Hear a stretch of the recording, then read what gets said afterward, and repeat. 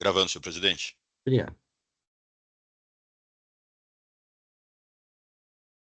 Bom dia. Iniciando a sessão de julgamento da primeira Câmara Julgadora do Tribunal de Impostos e Taxas do Estado de São Paulo, do dia 25 de março de 2025, a qual está sendo gravada e será disponibilizada posteriormente. Pediria para todos os juízes confirmar a presença do sistema de parte. Doutor Eduardo.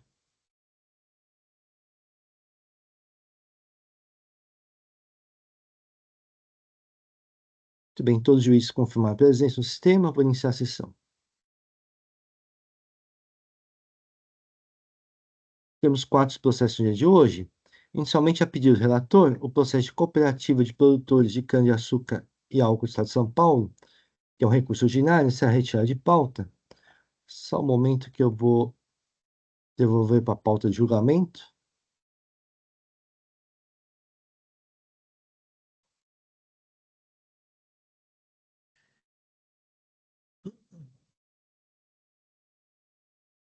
Muito bem, então o processo de cooperativa de produtos de cana-de-açúcar e álcool do Estado de São Paulo foi retirado de pauta, deverá ser pautado na semana que vem.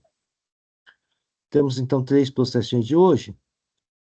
Vamos começar os trabalhos com os processos em que há pedido de sustentação oral e o patrono está presente. Então, começar os trabalhos com o processo de Iguaçu S.A., de embalagens, de papéis e embalagens, no recurso ordinário de minha relatoria. Só um momento que eu vou fazer o registro da presença da patrona.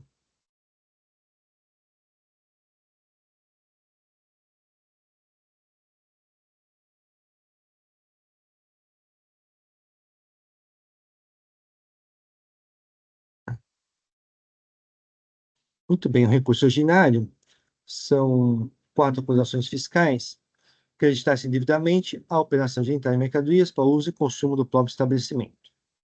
Acreditasse indevidamente CMS a título de outros créditos no devido de apuração de CMS e GIAs. Após devido notificado, o autódromo não logrou êxito em comprovar a origem legal dos créditos, baseando-se em entradas de mercadorias destinadas ao uso e consumo do próprio estabelecimento, escrituradas anteriormente sem crédito ou imposto. Acreditar-se indevidamente CMS a título de outros créditos no livre de apuração e GIAs. Após o devidamente notificado, o autuado não logrou comprovar a origem legal dos créditos, baseando-se em memórias de cálculos, referente à reclamação do suposto pagamento a maior do imposto por inclusão do ICMS em sua própria base de cálculo, em operações tributadas de saída de mercadorias escrituradas anteriormente. Quarta e última acusação fiscal, acreditar-se indevidamente ICMS a título de outros créditos no nível de risco de apuração de ICMS e GIAs. Após devidamente notificado, o autuado não logrou êxito em comprovar a origem dos créditos, baseando-se em memórias de cálculos referente à reclamação de suposto pagamento maior do imposto por inclusão do PIS e COFINS na base de cálculo de ICMS em operações tributadas de saída de mercadorias escrituradas anteriormente. A adição primeira instância julgou procedente o AIM. Inconforme a adição primeira instância, o contribuinte interpôs recurso ordinário, apresentando seguintes alegações: nulidade da ação recolhida pelo ausente enfrentamento das matérias arguidas, direito ao crédito CMS, mercadorias adquiridas como insumo, indevida inclusão do PIS, COFINS e do ICMS sobre a base de cálculo CMS, ilegalidade das multas impostas. Por fim, requer a nulidade da autoflação, a suspensão do processo até o julgamento definitivo do termo repetitivo 1223 do STJ, o reconhecimento do direito creditório, a redução da multa aplicada e realização de diligência. A dor da apelação fiscal manifestou-se por não por um recurso ordinário, a protesto por sustentação oral. Doutora Renata, só vou antecipar um pouco o meu voto. Nesse momento de hoje, não vou adentrar ao mérito, mas exclusivamente na alegação de nulidade recorrida. Se a doutora quiser focar a sustentação nesse ponto, fique à vontade. Tá sem som, doutora Renata? Bom dia, senhor presidente, senhores conselheiros. Quanto à questão de nulidade, nesse caso, foram alegados 4 pontos, né? A primeira questão foi a ausência de fundamentação da decisão proferida, no que se refere ao laudo pericial acostado às folhas 1.225 a 5.154, que se trata dos insumos essenciais utilizados no processo de produção da empresa, sem os quais ela não consegue fabricar o seu produto final. Então, nesse laudo, está demonstrado item a item as mercadorias que são utilizadas como insumos essenciais. Esse laudo foi elaborado por um engenheiro de produção da empresa, item a item fotografado e descrito como ele é utilizado no processo de produção, o seu desgaste e a sua essencialidade. No entanto, o auditor ele se limitou a falar que esses insumos são considerados uso em consumo. Ele não adentrou, ele não analisou o laudo, não se manifestou sobre o laudo e só falou: olha, esses itens são de uso em consumo, então não são passíveis de gerar crédito à empresa. A limitação dele foi essa. Então, a decisão, ela não está devidamente fundamentada e ela é nula, porque ela fere, inclusive, a Lei 13.457, que dispõe sobre o processo administrativo no Estado de São Paulo, o artigo 48, onde fala assim que a decisão devidamente fundamentada será proferida por escrito, aplicando a legislação aos fatos apurados. Ela não está fundamentada, ela só tem uma ligação genérica de que aqueles produtos se tratam de uso e consumo. Também infere o decreto 70235, que dispõe sobre os processos administrativos, onde diz que são nulos, artigo 59, os despachos e decisões proferidas por autoridade incompetente ou por preterição ao direito de defesa, que foi o que aconteceu nesse caso, né? O direito de defesa do contribuinte foi lesado, porque ele não analisou, é um ponto fulcral, né, da defesa, a questão da demonstração desses insumos e a essencialidade de cada um deles no processo de produção. A outra questão foi em relação ao erro na construção da base de cálculo, onde nós alegamos, né, justificamos a utilização do crédito do ICMS sobre a própria base de cálculo, que a gente alega que a incidência do ICMS na própria base de cálculo, ele fere a materialidade do próprio tributo, além de alterar a alíquota do ICMS, aumenta a alíquota do ICMS sem uma legislação pertinente. E também sobre o crédito do PIS e COFINS sobre a base de cálculo do ICMS por ausência de legislação. Ele simplesmente alega que não existe erro na construção da base de cálculo e que foi utilizada a legislação vigente para lavrar o auto de infração, ele não adentra ao mérito da questão. Essas foram as nulidades alegadas. Agradeço, doutora Renata. Eu vou passar o voto. No tocante à alegação de nulidade recorrida, por ausência de enfrentamento às matérias arguidas, passo a expor meu entendimento. A recorrente juntou o laudo de folha 5.125 a 5.153 na sua defesa. No entanto, não vislumbra sua expressa apreciação da decisão recorrida, que, no meu entender, consignou de forma genérica. Abre aspas, os elementos probatórios trazidos nos autos pela defendente não comprovam o consumo integral imediato das mercadorias, objeto da autuação do seu processo industrial, tampouco são empregados para integrar o produto objeto da atividade de industrialização, conforme preconiza a direção normativa CAT em 2001. Deste modo, entendo que deve ser prestigiada a especificidade de instância, razão pela qual os autos devem retornar à primeira instância para nova apreciação sobre a matéria. Nesse mesmo sentido, deve haver nova apreciação do tópico 3.2 do direito ao crédito do ICMS mercadorias adquiridas como insumo, item 2 do AIN, uma vez que não vislumbra a expressa análise dos itens indicados pelo contribuinte no referido tópico da defesa. Quanto à alegada, abre aspas, a ausência de análise contra a matéria sobre ilegalidade da inclusão do PIS e COFINS na base de cálculo do ICMS, bem como do ICMS na própria base, não assiste razão recorrente. A decisão recorrida expressamente apreciou as matérias expostas para as razões de decidir, que eu transcrevi aqui no meu voto. No mais, a recorrente não indica nulidade da decisão recorrida sobre outras matérias, assim não há motivação para sua decretação, conforme exposto pela Câmara Superior no processo DRT 10, 40.21.756, de 2013, relator Dr. Alberto Podigaek. Pelo exposto, os autos devem retornar à primeira instância para a nova apreciação das matérias acima apontadas, tópicos 3.1 e 3.2 da defesa. Então é assim que eu voto.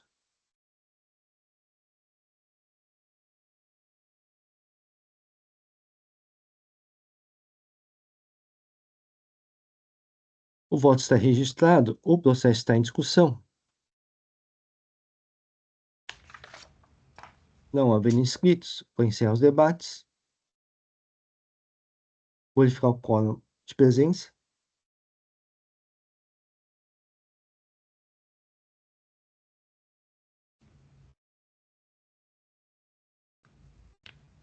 E vou iniciar a votação.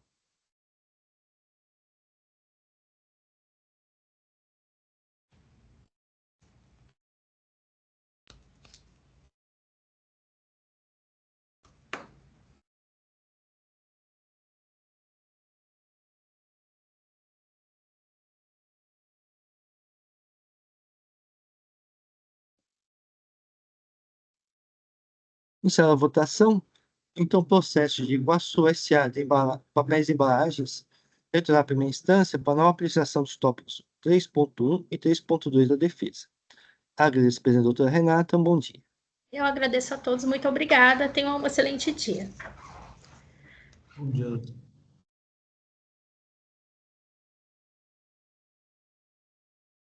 Passar para o processo de Rafael de Menezes Ávila, recurso misto, é de minha relatoria.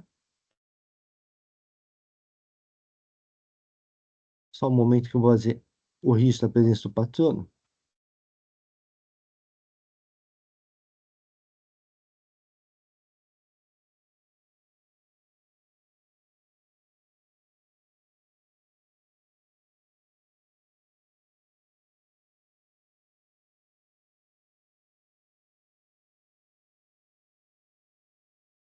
Então, trata-se de recurso ordinário, recurso de ofício. A acusação fiscal deixar de pagar o ITCMD de doação por ter atribuído a doação de 3.212.276 cotas do capital social da empresa Lunar Investimento e Participações Limitada, valor inferior ao praticado no mercado. A decisão primeira instância julgou parcialmente procedente o AIN, limitando a taxa de juros aplicada à Selic. A interpretação fiscal ofertou parecer propugnando provimento de ofício. Inconformado à decisão primeira instância, o contribuinte e o responsável solidário interpuseram recurso ordinário apresentando em síntese as seguintes alegações: violação ao artigo 146 CTN, alteração do critério jurídico. Necessidade de registro junto ao órgão competente para requisito de validade da doação de cotas da sociedade limitada. Regularidade de TCMD recolhidos pelos recorrentes com base na correta data de doação, no caso concreto. Impossibilidade de atribuição de responsabilidade solidária. Caráter confiscatório da multa aplicada.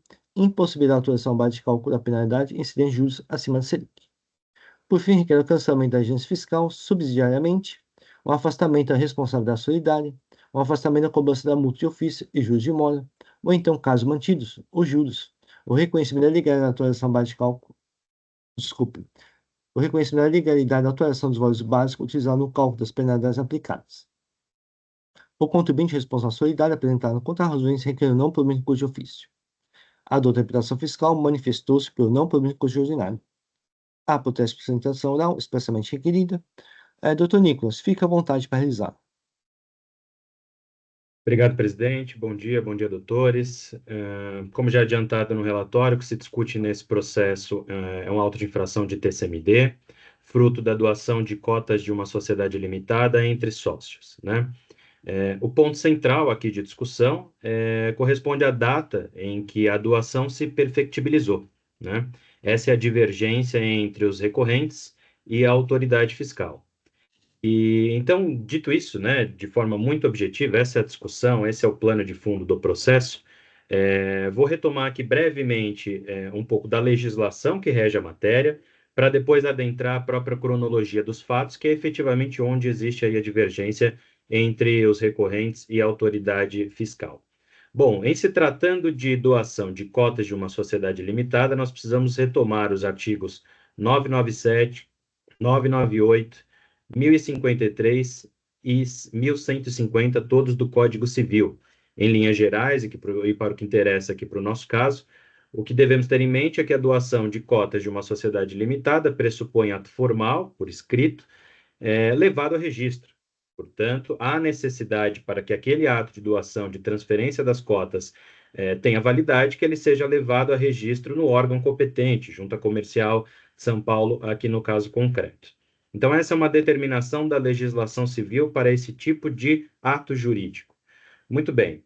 Interessa saber aqui para o nosso caso, e considerando que estamos falando de um lançamento de TCMD, que o fato gerador da obrigação tributária ele ocorre no momento em que a doação é levada a registro, porque é neste momento em que o ato se materializa.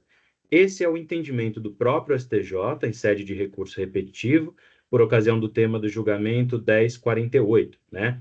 A doação se aperfeiçoa no momento do registro, no órgão competente, para fins de incidência do ITCMD. Ainda no plano das premissas, né, legais e jurisprudenciais, vale lembrar também o artigo 1151 do Código Civil e o artigo 36 da Lei 8934 de 94, essa última lei que trata dos registros públicos.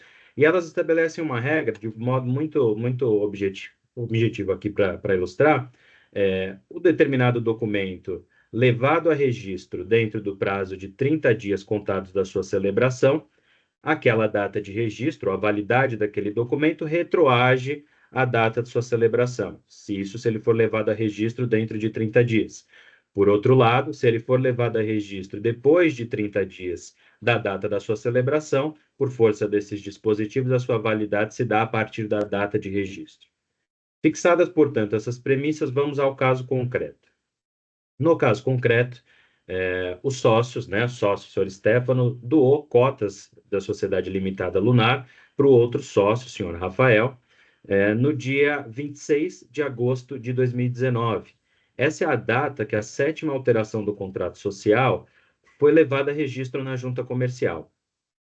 Com base nesta data de registro e à luz dos dispositivos que mencionei aos senhores agora, inclusive o entendimento do STJ, procederam os recorrentes ao recolhimento, à quantificação e recolhimento do tributo, pautados exatamente nas determinações da legislação estadual que implicam o recolhimento do tributo antecipadamente. Então, o registro foi feito no dia 26 de agosto de 19, o recolhimento do tributo no dia 26 de julho de 19, com base em balanço patrimonial levantado naquela mesma data. Entendem os recorrentes que seguiram, portanto, exatamente o que determina a legislação e a jurisprudência. Acontece que, por ocasião da análise desses mesmos documentos, o que entendeu o agente fiscal?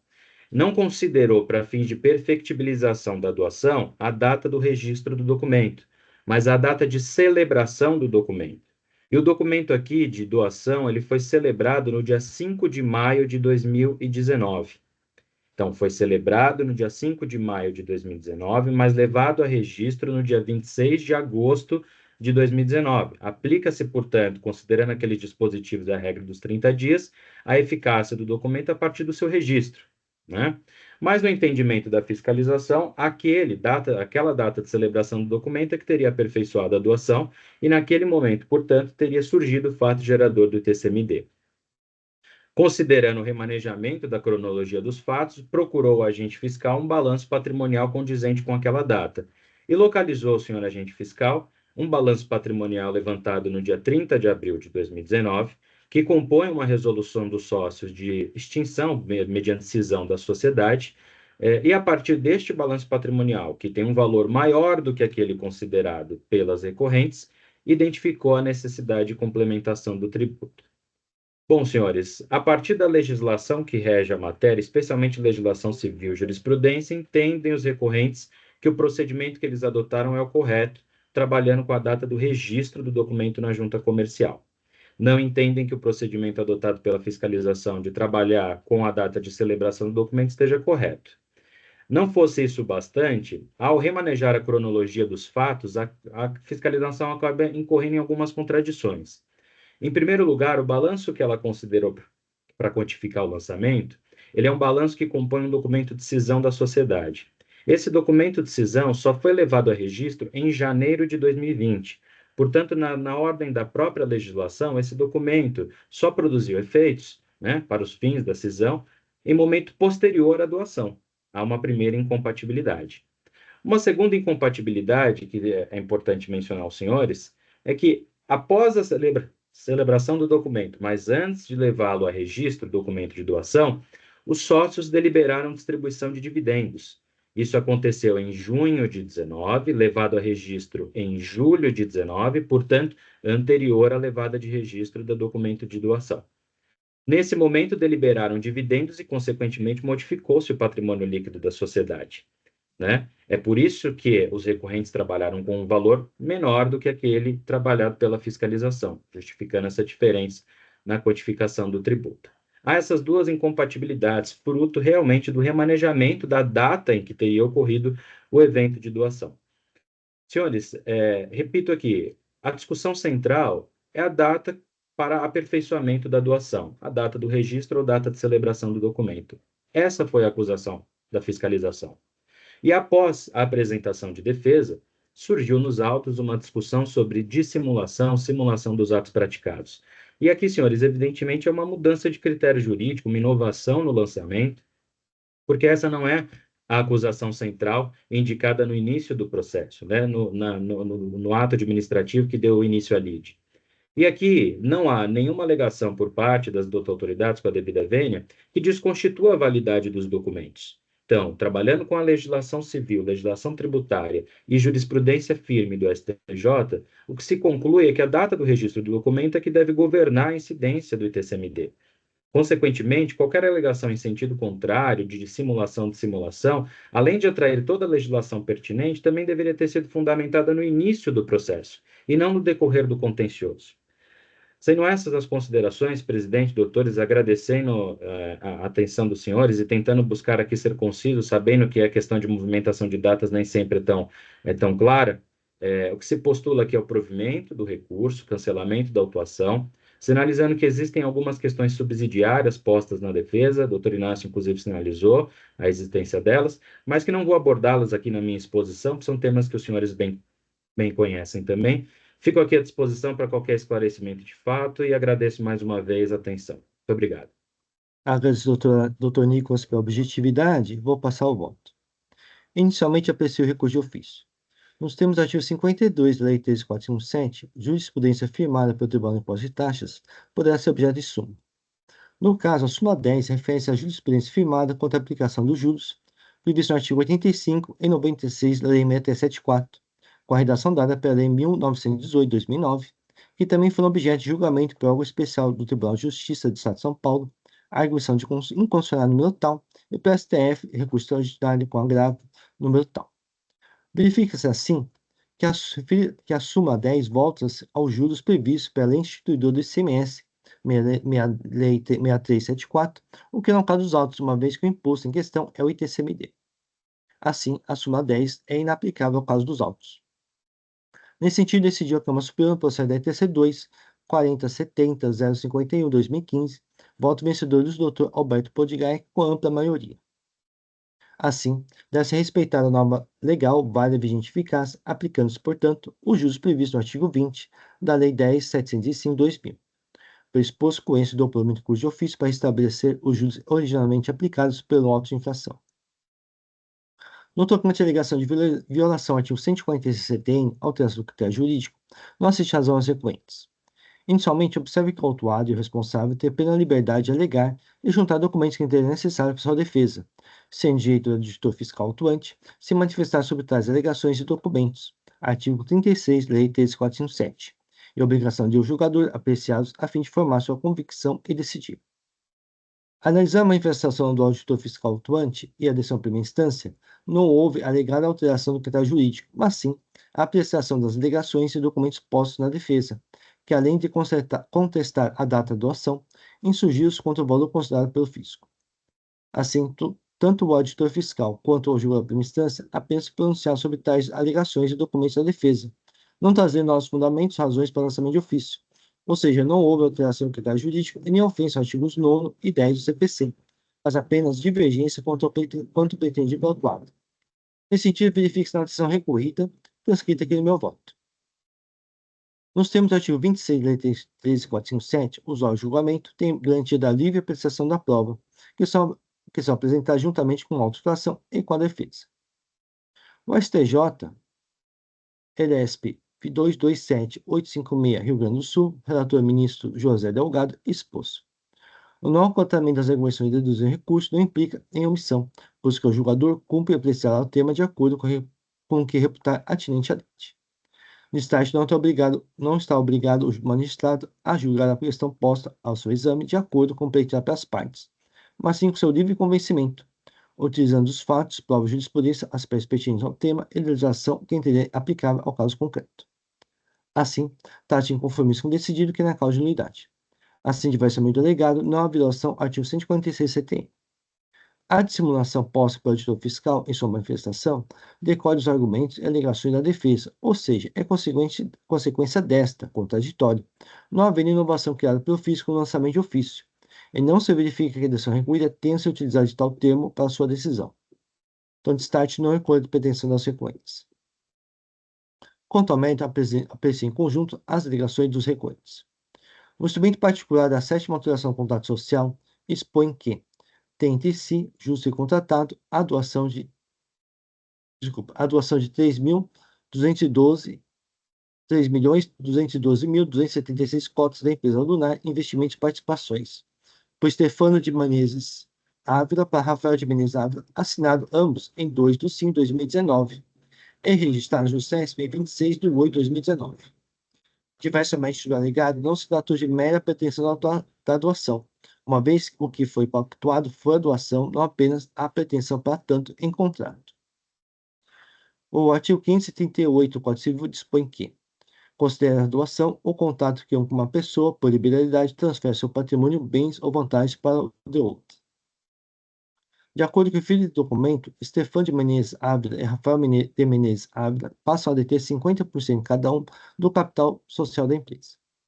Anteriormente, Stefano Menezes Ávila possuía 96,93% e Rafael Menezes Ávila 3,17%.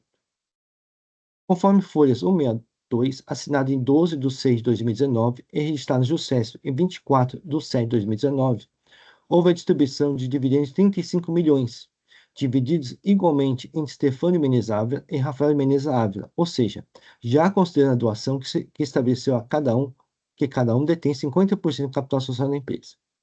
Assim, antes do registro da JUSESP do instrumento particular da 7ª alteração do contrato social, ocorrido mais de 3 meses após a assinatura do documento, o autuado já usufruiu da doação, recebendo 50% de dividendos, ou seja, a doação já produziu efeito entre as partes e mesmo entre terceiros, com o registro da ata da reunião de sócios realizada em 12 de junho de 2019.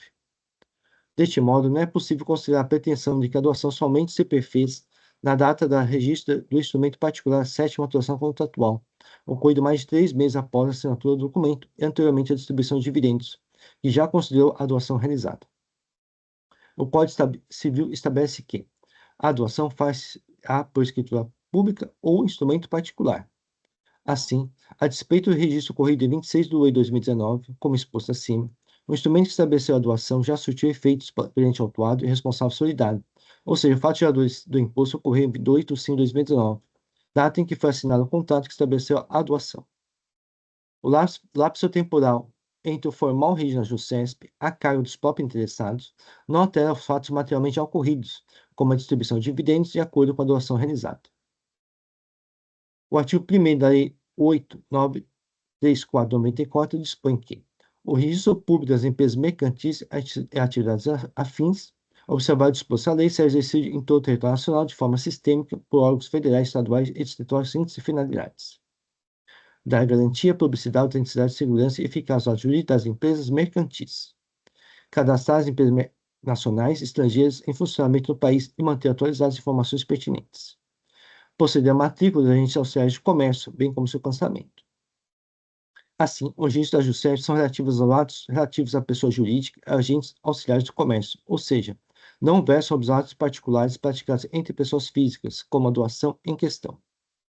Ademais, observa a decidida pela Câmara Superior no processo DTC 1, 4064/05 2016, relator Dr. João Carlos Silag, que conclui o seguinte: o fato gerador do TCMD, entretanto, ocorre anteriormente e independentemente da realização de atividades previstas na referido à lei, por ocasião da celebração do contrato de doação.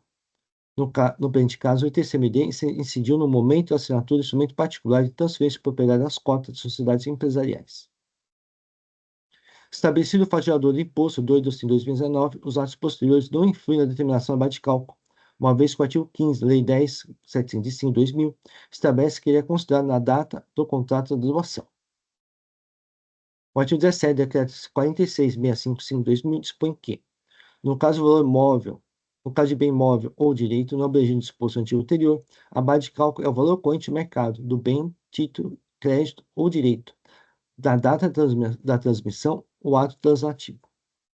A base de cálculo utilizada pelo físico não é mais reparo, uma vez que foi obtida de acordo com o não contestado patrimônio líquido da empresa em 30 de 4 de 2019, o último período anterior à doação, 2 de 5 de 2019, registrado na JUSESP.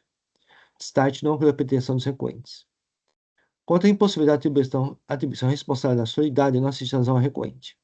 No procedente 10, 40, 38, 072, 2014, a Câmara Superior do voto vencedor diz Dr. Arlos Campos Simões expôs. Entendo que tanto o dispositivo bandeirante no artigo 8º como o artigo 134 CTN, apesar de elencarem pessoas passíveis de responsabilização civitária, não se reveste de exaustividade, pois ainda temos a possibilidade prevista no artigo 124.1 do CTN nos casos de comprovado interesse comum.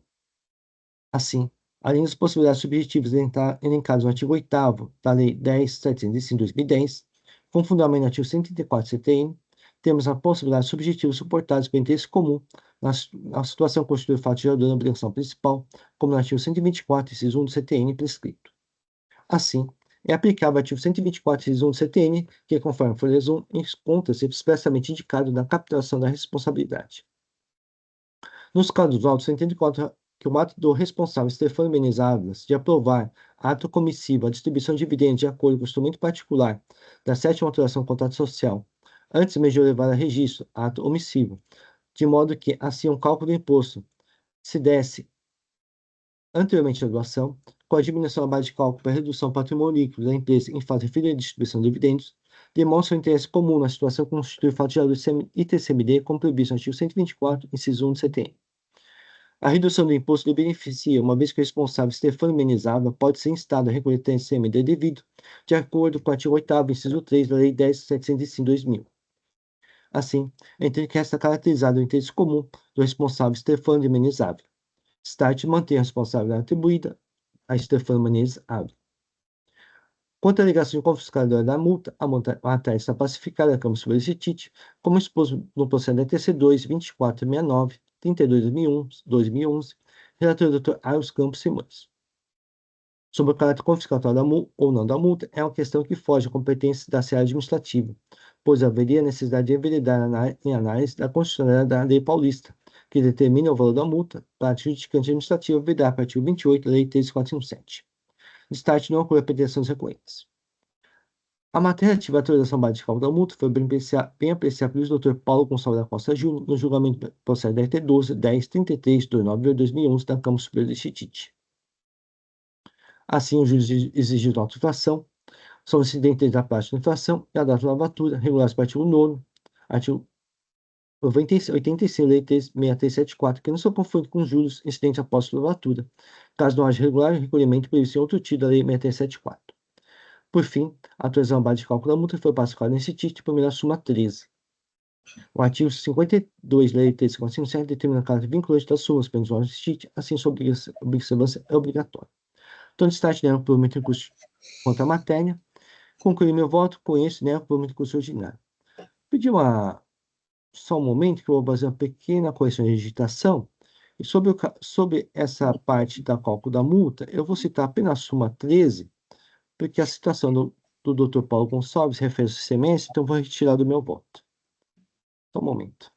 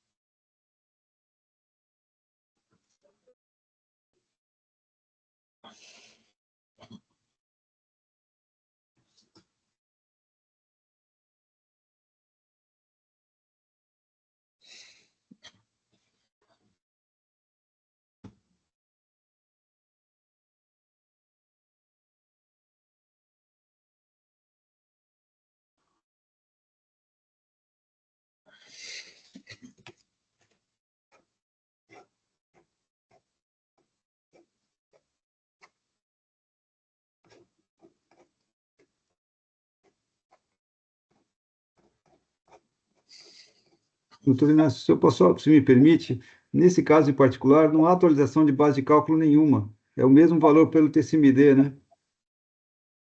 Agora que eu me atentei, eu vou retirar essa parte do meu Eu voto, acho que só menção porque nesse a lei de sentido. regência é outra, né? Justo, não existe, né, senhor? Olhando o Isso. DDF, é o exato valor da multa, é o Isso. valor cobrado.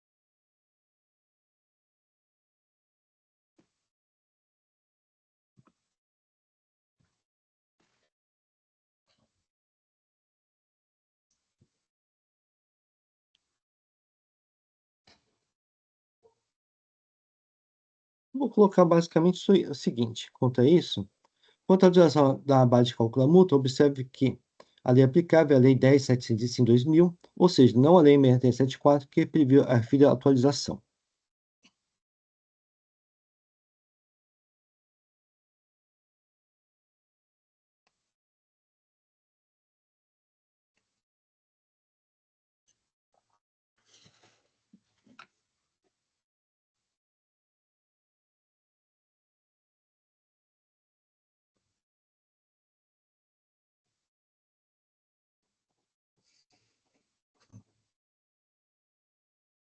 Muito bem, o voto está registrado, o processo está em discussão.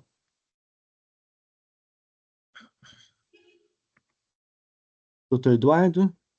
Presidente, eu gostaria de ter vista do processo. Ok. Vistas concedidas ao doutor Eduardo Soares de Mello, doutor Nicolas, então processar em vista e retornar para julgamento final oportunamente. Agradeço a presença do doutor Nicolas, um bom dia. Obrigado, doutor Inácio, doutores, boa sessão.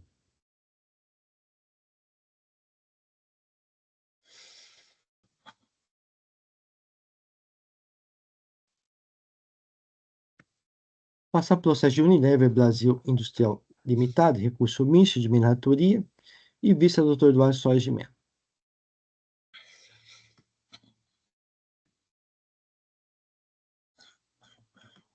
Enquanto o doutor Eduardo Soares de Mello disponibiliza o voto, vou fazer um breve resumo do caso.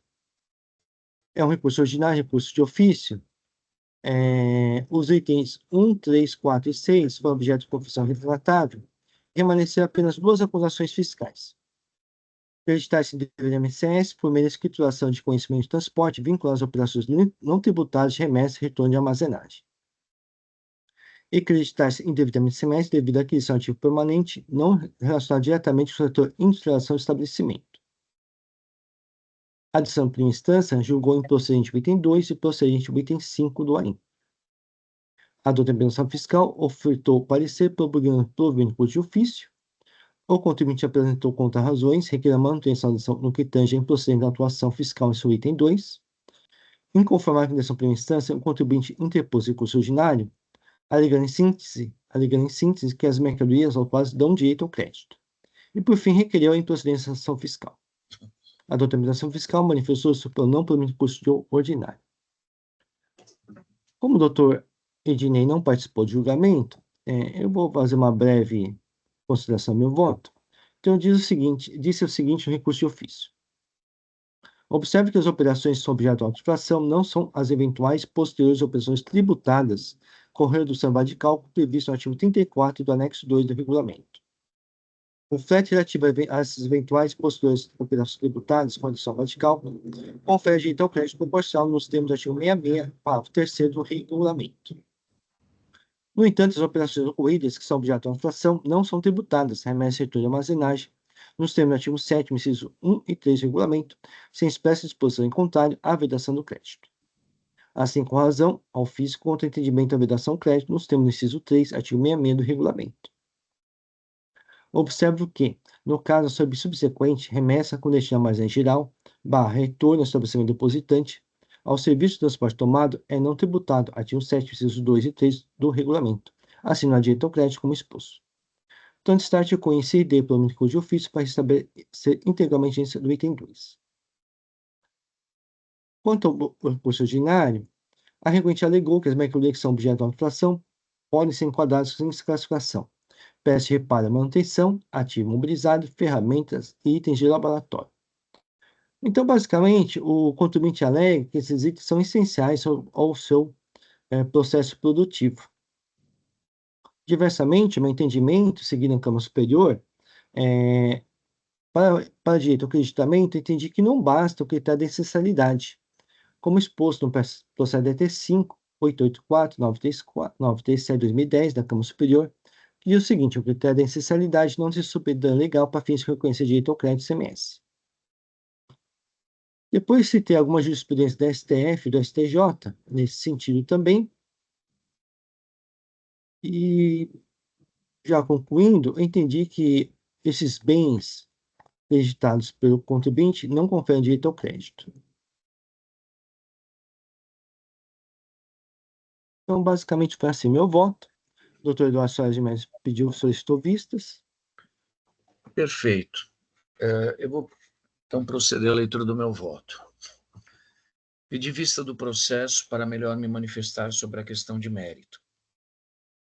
A autuada sofreu lavratura do auto com as acusações fiscais remanescentes, item 2 e 5. A item 2, acreditamento indevido do CMS, por meio de escrituração de conhecimentos de transporte vinculados a operações não tributadas de remessa e retorno de armazenagem. E 2, o item 5, creditamento indevido do CMS, na aquisição de ativo permanente não relacionado diretamente com o setor de industrialização do estabelecimento. Refiro a acusações fiscais remanescentes porque houve a quitação integral dos débitos fiscais relativos às acusações fiscais dos itens 1, 3, 4 e 6 do presente auto, com a consequente extinção dos correspondentes créditos tributários. E aí eu só trago aqui como é que foi o julgado da primeira instância e que em sessão de julgamento realizado perante a colenda da primeira Câmara, julgador deste egrégio tribunal, ilustrígios relator, cujo relatório aproveito, conheceu e deu provimento ao recurso de ofício, conheceu e negou provimento ao recurso ordinário. Acompanho o voto do ilustrígios relator no que atina a acusação fiscal do item 2 e que resultou no conhecimento e provimento do recurso de ofício. Divirjo data vênia em relação à parte do voto que, ao apreciar a acusação fiscal do item 5, conheceu e negou o provimento ao recurso ordinário pelos motivos delineados a seguir. Como transcrito, a atuação fiscal relacionada ao item 5, aí eu repito, né, o que é a acusação fiscal, e a BIP entendeu que os bens não integrariam os produtos finais, né, seriam destinados ao uso e consumo, dentre os quais bens destinados ao ativo permanente que, no sentido do trabalho fiscal, não estariam relacionados ao processo de industrialização, mas, reitere-se, destinados ao uso e consumo do próprio estabelecimento, tendo em vista a utilização na manutenção e reparos de equipamentos e instalações. Acompanho o entendimento da autuada quanto ao direito ao crédito do imposto estadual em comento, porquanto as mercadorias abarcadas no item 5 são utilizadas diretamente no processo produtivo, insumos indispensáveis à produção dos bens, ou integram seu ativo mobilizado. Não comungo do raciocínio de que as mercadorias adquiridas pela autuada e cujos créditos apropriados de CMS deveriam ser glosados em face da classificação como de uso e consumo de estabelecimento, pela pretensa utilização das mesmas mercadorias, entre outros, na manutenção, reparo ou conserto de máquinas e equipamentos. Tenho para mim que se trata de autênticos insumos de produção, primordiais para a consecução da atividade fim da autuada, uma vez que consubstanciam produtos utilizados diretamente no seu processo produtivo. Em conteste que a produção de bens da autuada está intimamente atrelada ao consumo direto e exclusivo das mercadorias abarcadas pelo autolavrado, mormente porque, sem os quais não há como os equipamentos e as máquinas da unidade industrial funcionarem. A insurgência contra a apropriação de crédito do ICMS levada a cabo pela autuada apenas se justificaria na hipótese do endereçamento das mercadorias adquiridas em atividade de apoio administrativo, comercial e operacional, como nos casos de material destinado à utilização em escritório da empresa, alimentação de funcionários, entre outros. Aqui eu acho que eu errei a redação, seria a insurgência contra a apropriação dos créditos levados a cabo, apenas não se justificaria, né? O procedimento da autuada se mostra em consonância com a Lei Complementar 87/96 e permite o creditamento do ICMS no âmbito da não cumulatividade, uma vez que não diz respeito a mercadorias alheias à atividade do estabelecimento. A aludida restrição disposta no artigo 20, parágrafo 1º, da norma infraconstitucional, norma reproduzida no artigo 20 da Lei Paulista 6374 de 89, não guarda relação com o caso vertente. Aí eu reproduzo. Tendo em vista a essencialidade das mercadorias abarcadas pelo auto de infração no processo produtivo da autuada, o aproveitamento dos créditos de ICMS não está condicionado, no caso concreto, à integração física aos mencionados produtos finais. Não há que se sustentar a aplicação do enunciado do artigo 665 do Regulamento do ICMS como fundamento legal para a constituição do crédito tributário em decorrência do consumo no processo produtivo de produtos essenciais para o efetivo cumprimento do objeto social da autuada. Específico julgado do STJ coaduna com o raciocínio externado no presente voto, na medida que autoriza o aproveitamento de crédito ICMS no cenário fático, jurídico em exame. Aí eu trago um julgado específico do STF, e aí eu destaco nesse julgado 2 itens. O 4 da ementa que diz: ocorre que a Lei Complementar 87/96 ampliou a possibilidade de creditamento, pois fez referência apenas à vinculação dos insumos à atividade do estabelecimento, mas não à necessidade que eles integrem o produto final. E o item 6 do julgado, aí no caso específico, né, determinou o retorno do processo à origem para análise de provas, em que se verificasse se os insumos suscitados pelo contribuinte são efetivamente aplicados e consumidos na atividade fim. E aí complementou, em caso positivo, né, deveria-se então reconhecer o direito a crédito nos termos do artigo 20 da Lei Candir, ainda que esses bens não integrassem o produto final, no caso a prestação de serviço de transporte. Digo eu, dessume do julgado da Corte Maior autorização para aproveitamento de créditos do imposto estadual, desde que os itens adquiridos sejam consumidos para a atividade fim do contribuinte. Situação ocorrida no caso em comento, sem que se demande a integração dos mesmos itens ao consequente produto final. Dito de outra forma, o caráter essencial do produto intermediário, né, no caso dos produtos adquiridos pela autuada em relação ao processo produtivo, é bastante para o reconhecimento da legitimidade do crédito do ICMS apropriado, não podendo ser exigida a integração do mesmo produto final ou seu consumo imediato e total para aplicação da não cumulatividade. O STJ reconheceu o direito ao crédito de ICMS para os insumos consumidos gradualmente no processo produtivo. Aí trago o específico julgado e a sua ementa.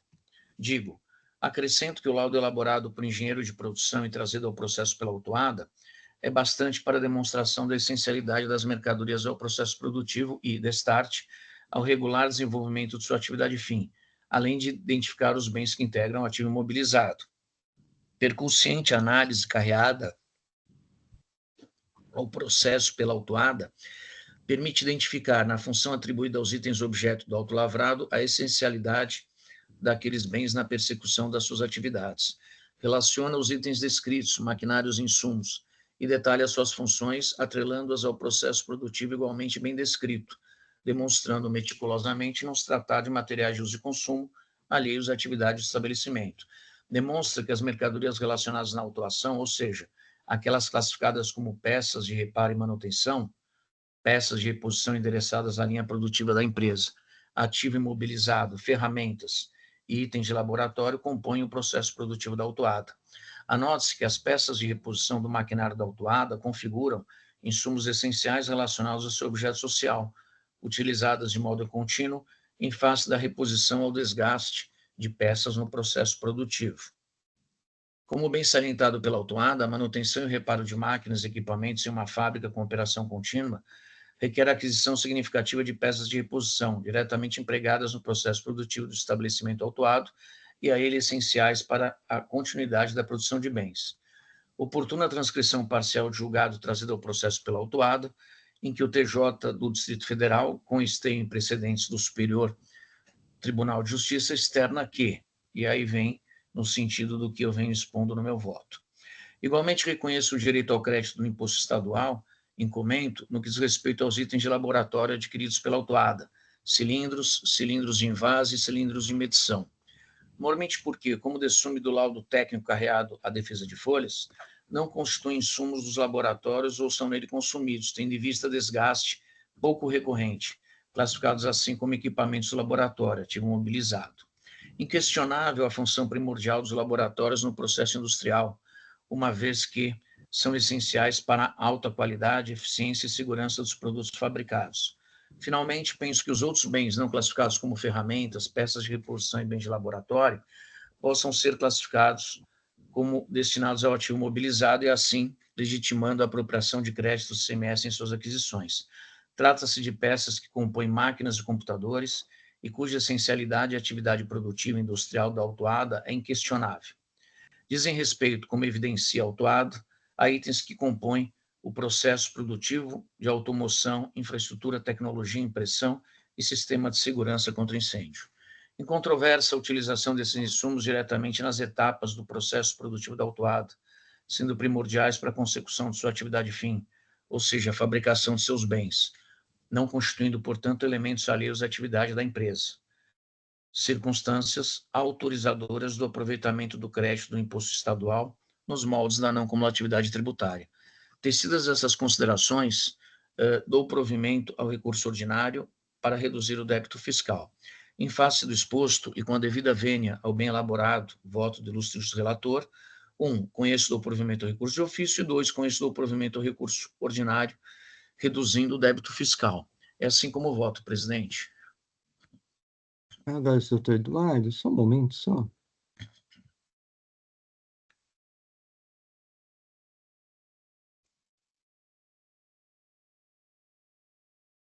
Ok. Os votos estão registrados, o processo está em discussão. Não havendo inscritos, vou encerrar os debates. Vou verificar o quórum de presença.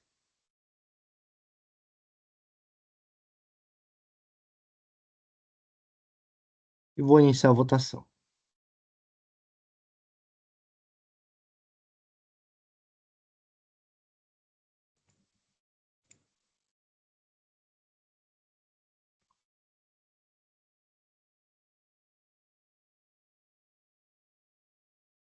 Encerrada a votação, em votação dividida, prevaleceu meu voto. Então, o recurso ao Jardim Unilever Industrial S.A. foi conhecido e não provido, e o recurso a Cefaz foi conhecido e provido. Ao momento que eu vou fazer o registro do voto vencedor.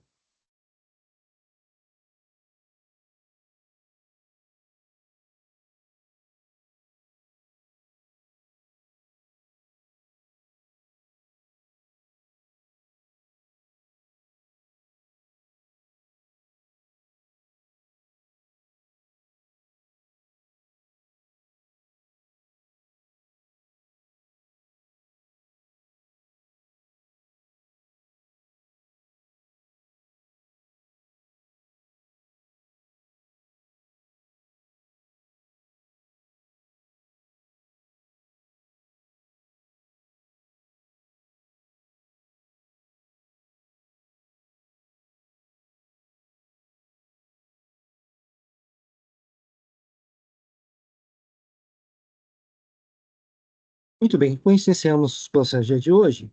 Então, podemos encerrar a sessão de julgamento dessa primeira Câmara Julgadora do Tribunal de Impostos do Estado de São Paulo, dia 25 de março de 2025.